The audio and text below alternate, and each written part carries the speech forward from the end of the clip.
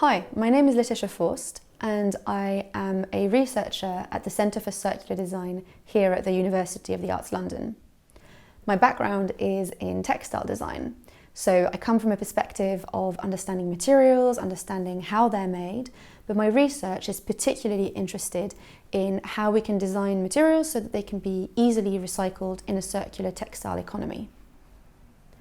My PhD research was on the topic of design for disassembly for textiles. So essentially looking at how we can overcome the issue that exists with blended materials, which you'll be hearing a lot more about, in terms of how we can make them so they can be easily recycled.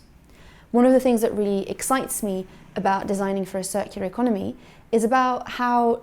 constraints about how things need to be so they can be recycled, challenges for closing the loop on materials can become key creative triggers for designers.